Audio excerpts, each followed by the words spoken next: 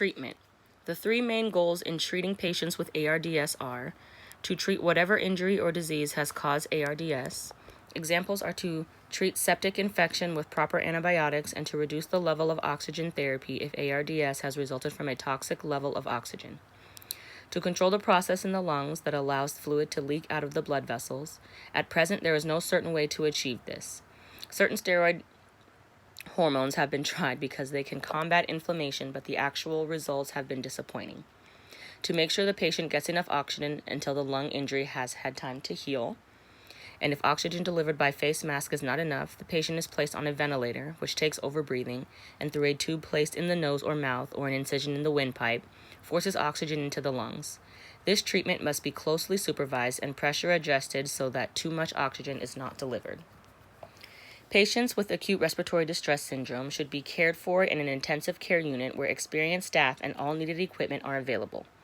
Enough fluid must be provided by vein if necessary to prevent dehydration. Also, the patient's nutritional state must be maintained, again by vein, if oral intake is not sufficient.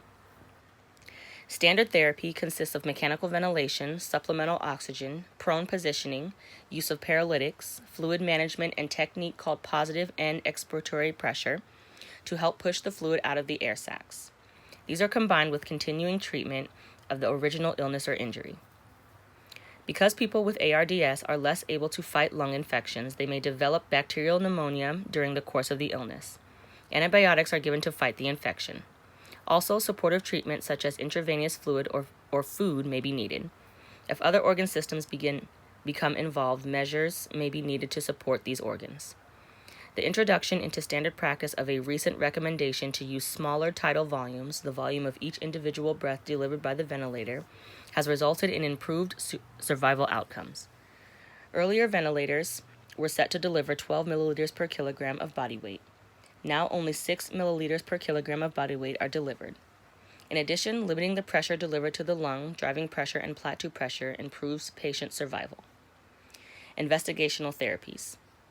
Several trials are currently ongoing evaluating experimental therapies for acute respiratory distress syndrome, including human mesenchymal stem cell and extracorporeal membrane oxygenation, or ECMO.